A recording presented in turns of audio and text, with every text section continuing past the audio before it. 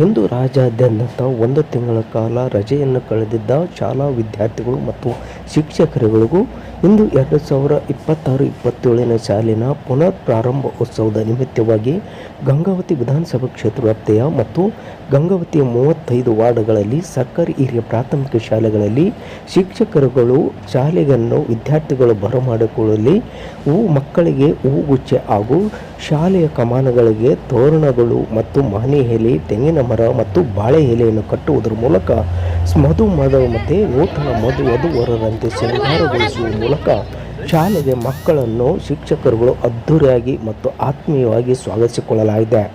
ಈ ನಿಟ್ಟಿನಲ್ಲಿ ಈ ಒಂದು ಸರ್ಕಾರಿ ಶಾಲೆಗಳಿಗೆ ಪಾಲಕರು ತಮ್ಮ ಮಕ್ಕಳು ಹೆಚ್ಚಿನ ರೀತಿಯಲ್ಲಿ ದಾಖಲಾತಿ ಮಾಡುವಂತೆ ಸಂಬಂಧಿಸಿದ ಗಂಗಾವತಿ ವಿಧಾನಸಭಾ ಕ್ಷೇತ್ರದ ಕ್ಷೇತ್ರ ಶಿಕ್ಷಣಾಧಿಕಾರಿಗಳಾದ ಎಲ್ ನಟೇಶ್ ಅವರು ನಮ್ಮ ATV ಸಮಗ್ರ ಮಾಹಿತಿ ನೀಡಿದ್ದಾರೆ. 26 ಮತ್ತು 27ನೇ ಶೈಕ್ಷಣಿಕ ವರ್ಷಕ್ಕೆ ಕಂಡ ಗಂಗಾವತಿ ತಾಲೂಕಿನಲ್ಲಿ ಶಾಲೆಗೆ ದಾಖಲಾಗ್ತಾ ಇರ್ತಕ್ಕಂತಹ ಮತ್ತು ದಾಖಲಾಗಿರ್ತಕ್ಕಂತಹ ಎಲ್ಲ ವಿದ್ಯಾರ್ಥಿಗಳಿಗೆ ಮತ್ತು ಎಲ್ಲ ಪೋಷಕ ಬಂಧುಗಳಿಗೆ ಆತ್ಮೀಯವಾದಂತಹ ಸ್ವಾಗತವನ್ನು ಈ ಸಂದರ್ಭದಲ್ಲಿ ಕ್ಷೇತ್ರ ಶಿಕ್ಷಣಾಧಿಕಾರಿಯಾಗಿ ತಮಗೆಲ್ಲರಿಗೂ ಕೂಡ ಕೋರ್ತಾ ಇದ್ದೇನೆ.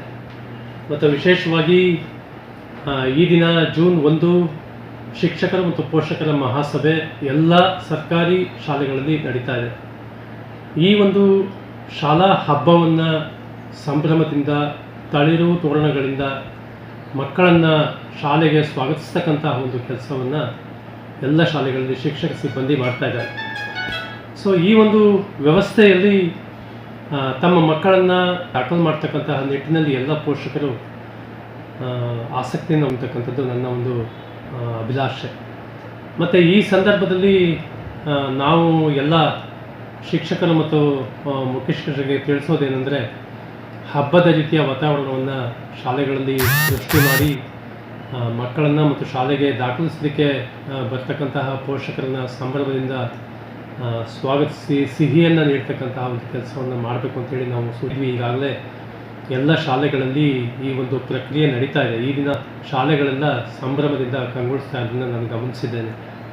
ಮತ್ತು ಇದೇ ಸಂದರ್ಭದಲ್ಲಿ ನಮ್ಮ ಮುಖ್ಯ ಶಿಕ್ಷಕರಿಗೆ ಮತ್ತು ಶಿಕ್ಷಕರಿಗೆ ನಾವು ಸಲಹೆ ಕೊಡೋದೇನೆಂದರೆ, ಆದಷ್ಟು ಶಾಲೆಯ ಸುರಕ್ಷತೆಯ ಬಗ್ಗೆ ಶಿಥಿಲಾಗಿರ್ತಕ್ಕಂತಹ ಏನು ಕೊಠಡಿಗಳಿದ್ದಾವೆ, ಕೆಲವೊಂದು ಕಡೆ ಡಿಮಾಲಿಷ್ ಮಾಡಬೇಕಂತಹ ಕೊಠಡಿಗಳಿದ್ದಾವೆ, ಅಂತಹ ಕೊಠಡಿಗಳ ಬಳಿಗೆ ಮಕ್ಕಳು ಮತ್ತು ಪೋಷಕರು ತೆರಳದಂತೆ ಮತ್ತು ಶಿಕ್ಷಕರ ಸುರಕ್ಷತೆಯ ದೃಷ್ಟಿಯಿಂದ ಇಂತಹ ಶಾಲೆಗಳಲ್ಲಿ ಎಲ್ಲಿ ಶಿಥಿಲ ಕೊಠಡಿಗಳಿದ್ದಾವೆ ಅಲ್ಲಿ ಒಂದು ಕೆಂಪು ರಿಬ್ಬನ್ನನ್ನು ಅಳವಡಿಸಿ ಅದನ್ನು ನಿಷೇಧಿತ ಪ್ರದೇಶ ಅಂತೇಳಿ ಒಂದು ಸಣ್ಣದಾದಂಥ ಒಂದು ಬೋರ್ಡನ್ನು ಬರೆಸಿ ಮಕ್ಕಳಿಗೆ ಪ್ರಾರ್ಥನಾ ಸಮಯದಲ್ಲಿಯೂ ಕೂಡ ಎಚ್ಚರಿಕೆಯನ್ನು ಕೊಡಬೇಕು, ಈ ಸ್ಥಳಕ್ಕೆ ಹೋಗಬಾರ್ದು ಅಂತೇಳಿ.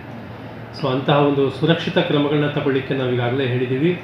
28ನೇ ತಾರೀಕು ಮತ್ತು 29ನೇ ತಾರೀಕು ಶಾಲೆಗಳನ್ನು ಸ್ವಚ್ಛಗೊಳಿಸ್ತಕ್ಕಂತಹ ಮತ್ತು ಸಂಪುಗಳನ್ನು ಸ್ವಚ್ಛಗೊಳಿಸ್ತಕ್ಕಂತಹ ಇತ್ಯಾದಿ ಕೆಲಸಗಳನ್ನು ಕೂಡ ನಿರ್ವಹಿಸಿ ಶಾಲಾ ಆವರಣವನ್ನು ಸ್ವಚ್ಛವಾಗಿ ಇಟ್ಟುಕೊಂಡು ಶಾಲೆಗೆ ಏನು ಇವತ್ತು ಮಕ್ಕಳು ಬರ್ತಾ ಇದ್ದಾರೆ ಅವರನ್ನು ವೆಲ್ಕಮ್ ಮಾಡಲಿಕ್ಕೆ ಎಲ್ಲ ಮುಖ್ಯ ಶಿಕ್ಷಕರು ಸನ್ನದ್ಧರಾಗಿದ್ದಾರೆ. ಇದೇ ಸಂದರ್ಭದಲ್ಲಿ ಏನು ಮೂಲಭೂತ ಸೌಲಭ್ಯಗಳಿದೆ, ಕುಡಿಯೋ ನೀರು ಮತ್ತು ಶೌಚಾಲಯ ಇತ್ಯಾದಿಗಳನ್ನು ಭಾಳ ಏನು ಸ್ವಚ್ಛಕರವಾಗಿ ಇಟ್ಕೊಳ್ತಕ್ಕಂಥದ್ದು ಮತ್ತು ಶುದ್ಧ ಕುಡಿಯುವ ನೀರು ಮಕ್ಕಳಿಗೆ ಲಭ್ಯ ಆಗೋ ರೀತಿಯಲ್ಲಿ ಮಾಡ್ತಕ್ಕಂತಹ ಜವಾಬ್ದಾರಿಗಳು ನಿಮ್ಮ ಮೇಲೆ ಎಲ್ಲ ಶಿಕ್ಷಕರ ಮೇಲೆ ಇದೆ. ಮತ್ತು ಅದೇ ರೀತಿಯಾಗಿ ನಾವಿವತ್ತು ಗಂಗಾವತಿಯಲ್ಲಿ ನಾವು ನೋಡ್ತಾ ಇದ್ದೇವೆ, ಬಹುತೇಕ ಖಾಸಗಿ ಶಾಲೆಗಳಿಗೆ ಮಕ್ಕಳನ್ನು ಸಾಗಿಸ್ತಕ್ಕಂತಹ ಒಂದು ವಾಹನಗಳು ಕಿಕ್ಕಿಲು ತುಂಬಿರ್ತಕ್ಕ ಮಿತಿ ಮೀರಿ ಮಕ್ಕಳನ್ನು ಕೂಲಿಗಳಂತೆ ತುಂಬತಕ್ಕಂಥದ್ದನ್ನು ಕೂಡ ಗಮನಿಸಿದ್ದೇನೆ. ಸೊ ದಯವಿಟ್ಟು ಈ ಬಗ್ಗೆ ಪೋಷಕರು ಸ್ವಲ್ಪ ಗಮನವನ್ನು ಹರಿಸಿ ತಮ್ಮ ಮಕ್ಕಳು ಸುರಕ್ಷಿತವಾಗಿ ಶಾಲೆಗೆ ಪ್ರಯಾಣ ಮಾಡೋ ನಿಟ್ಟಿನಲ್ಲಿ ಸ್ವಲ್ಪ ಗಮನ ಹರಿಸಬೇಕು ಮತ್ತು ಸಂಬಂಧಪಟ್ಟಂತಹ ಚಾಲಕರ ಜೊತೆ ಮಾತಾಡಬೇಕು. ಮತ್ತು ಸೀಟಿಂಗ್ ಕೆಪಾಸಿಟಿ ಏನಿದೆ ಆ ಕೆಪಾಸಿಟಿಯನ್ನು ಮೀರಿ ಮಕ್ಕಳನ್ನು ತುಂಬದಂತೆ ಎಚ್ಚರಿಕೆ ಕೊಡ್ತಕ್ಕಂತಹ ಕೆಲಸನೂ ಕೂಡ ಪೋಷಕರ ಕಡೆಯಿಂದ ಆಗಬೇಕಾಗಿದೆ.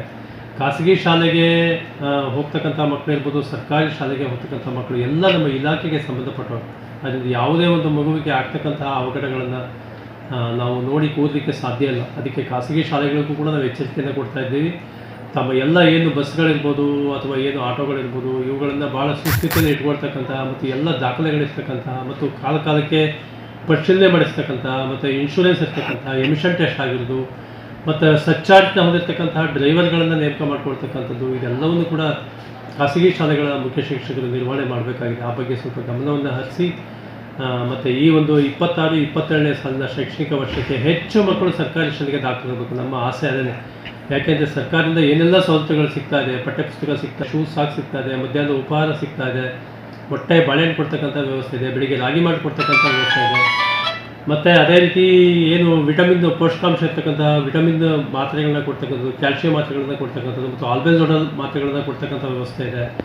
ಎಲ್ಲ ಸವಲತ್ತುಗಳನ್ನು ಬಳಸ್ಕೊಂಡು ಉಚಿತ ಶಿಕ್ಷಣ ಇರ್ತಕ್ಕಂಥ ನಮ್ಮ ಸರ್ಕಾರಿ ಶಾಲೆಗಳಿಗೆ ಮಕ್ಕಳನ್ನು ಕಳಿಸಿ ಏನು ಆರ್ಥಿಕ ಪರಿಸ್ಥಿತಿಗಳು, ಕೌಟುಂಬಿಕ ಆರ್ಥಿಕ ಪರಿಸ್ಥಿತಿಗಳನ್ನು ಉತ್ತಮಪಡಿಸ್ಕೊಳ್ಳಿಕ್ಕೆ ಈ ಏನು ಶುಲ್ಕದ ಹಣವನ್ನು ಬಳಸ್ಕೊಳ್ಬೋದು ಅಂತಕ್ಕಂಥ ಮಾತನ್ನು ಹೇಳ್ತಾ, ನಮ್ಮ ಸರ್ಕಾರಿ ಶಾಲೆಗಳಿಗೆ ಹೆಚ್ಚು ಮಕ್ಕಳನ್ನು ದಾಖಲು ಮಾಡ್ತಕ್ಕಂಥ ಕೆಲಸವನ್ನು ತಾವು ಮಾಡ್ತೀನಿ ಅಂತ ಹೇಳ್ತಾ, ಮತ್ತೊಮ್ಮೆ 26-27ನೇ ಶೈಕ್ಷಣಿಕ ವರ್ಷಕ್ಕೆ ಎಲ್ಲ ಮಕ್ಕಳಿಗೆ, ಶಿಕ್ಷಕರಿಗೆ ಮತ್ತು ಪೋಷಕರಿಗೆ ಆತ್ಮೀಯವಾದಂತಹ ಸ್ವಾಗತವನ್ನು ಅಖಂಡ ಗಂಗಾವತಿ ತಾಲೂಕಿನ ಕ್ಷೇತ್ರ ಶಿಕ್ಷಣಾಧಿಕಾರಿಯಾಗಿ ನಾನು ಕೋರ್ತಾ ಇದ್ದೀನಿ. ಧನ್ಯವಾದ. Thank you.